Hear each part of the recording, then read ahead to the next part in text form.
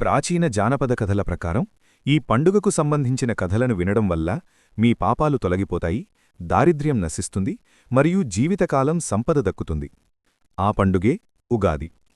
ఈ పేరు రెండు పదాల కలయిక. యుగ అంటే కాలం లేదా శకం, మరియు ఆది అంటే ప్రారంభం. ఇది విశ్వచక్రానికి ఖచ్చితమైన ప్రారంభస్థానం. దీని ఖచ్చితమైన సమయం చైత్రశుద్ధ పాడ్యమినాడు వస్తుంది. ఇది చాంద్రమాణ మాసమైన చైత్రంలో శుక్లపక్షపు మొదటి రోజు. ఇది సాధారణ క్యాలెండర్ రోజుల వలే కాకుండా ప్రాచీన కాలం నుండి సూర్యచంద్రుల గమనాన్ని బట్టి లెక్కించబడిన తేదీ. ఇక్కడే ఒక విరుద్ధమైన విషయం ఉంది. ఉగాదిని వసంత ఋతువు మరియు కొత్త జీవితానికి ప్రతీకగా జరుపుకుంటారు.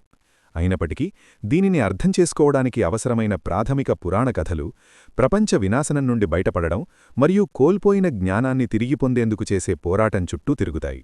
దీని వెనుక ఉన్న తర్కం స్పష్టమైనదే. పాత ప్రపంచంలోని వినాశకరమైన గందరగోళాన్ని ఎదుర్కొని కోల్పోయిన జ్ఞానాన్ని జాగ్రత్తగా పునరుద్ధరించిన తర్వాతే నిజమైన ప్రారంభం జరుగుతుంది. మొదటి కథ విశ్వస్థాయికి చెందినది. సృష్టికర్తయైన బ్రహ్మదేవుడు నిద్రపోతున్నప్పుడు సోమకాసురుడు అనే రాక్షసుడు సృష్టికి మూలస్తంభాలైన వేదాలను అపహరిస్తాడు. ఈ మూల గ్రంథాలు లేకపోవడంతో సృష్టి మొత్తం ప్రళయజలాల్లో కలిసిపోయి బ్రహ్మను నిస్సహాయుడిని చేస్తుంది. ప్రాణకోటిని రక్షించడానికి శ్రీమహావిష్ణువు మత్స్యావతారమెత్తి ప్రళయకాలంలో ఉప్పొంగుతున్న వరదనీటిగుండా ఒక నావను దారి చూపిస్తాడు. మత్స్యావతారంలో ఉన్న విష్ణువు సముద్రగర్భంలో సోమకాసురుడిని వెంటాడి వాడిని సంహరించి అపహరింపబడిన వేదాలను తిరిగి బ్రహ్మకు అప్పగిస్తాడు. ఆ గ్రంథాలను తిరిగి పొందిన రోజే ఉగాదిగా పరిగణించబడుతుంది.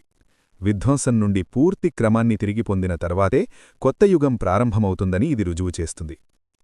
రెండవ కథ మానవ స్థాయికి మారుతుంది. మరణశయ్యపై ఉన్న ఒక వ్యాపారి తన నలుగురి కొడుకులకు మట్టి, బొగ్గు, ఎముకలు మరియు తవుడు ఉన్న 4 మూతపెట్టిన కుండలను వారసత్వంగా ఇస్తాడు.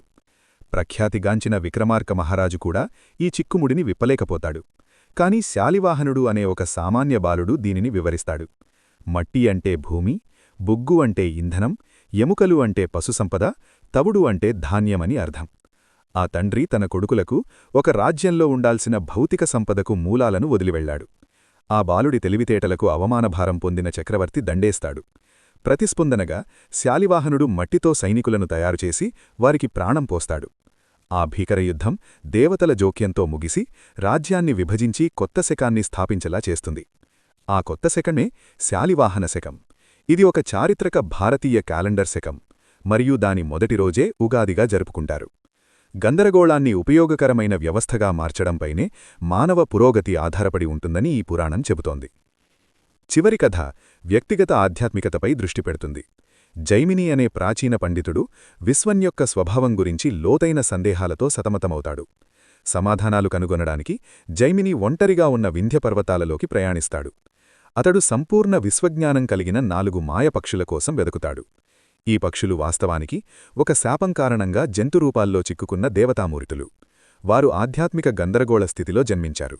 జైమిని అక్కడికి చేరేసరికి పక్షులు అతని విశ్వసంబంధమైన అన్ని ప్రశ్నలకు విజయవంతంగా సమాధానాలిస్తాయి. ఈ చర్య రిషి అజ్ఞానాన్ని పోగొడుతుంది, అలాగే ఆ పక్షులపై ఉన్న శాపాన్ని కూడా తొలగిస్తుంది. ఈ జ్ఞానమార్పిడి రిషికి మరియు పక్షులకు ఒక కొత్త ప్రారంభాన్ని ఇస్తుంది. అంతర్గత జ్ఞానోదయానికి మీ గతాన్ని ధైర్యంగా ఎదుర్కోవడం అవసరమని ఇది రుజువు చేస్తుంది. ఈ 3 కథలను గమనించండి. సముద్రం నుండి తిరిగి తీసుకురాబడిన విశ్వగ్రంథాలు, సంపదగా మార్చబడిన మట్టి మరియు ఎముకల రహస్య వారసత్వం, సందేహంలో ఉన్న పండితుడికి విశ్వసత్యాన్ని పంచుతున్న శాపగ్రస్త పక్షుల గుంపు. వీటన్నిటిలో ఉన్న అంతరార్థం స్పష్టమే. పురోగతి చక్రీయమైనది.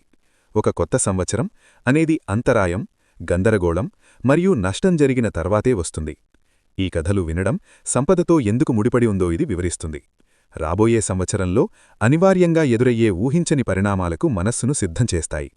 అంతిమంగా ఈ పురాతన పురాణాలు మానసిక కవచంగా పనిచేస్తాయి.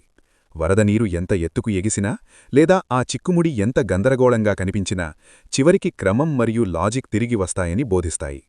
మానవ మేధస్సు ఎల్లప్పుడూ చీకటిని జయిస్తుందనే నిశ్శబ్ద వాస్తవాన్ని ఉగాది గౌరవిస్తుంది.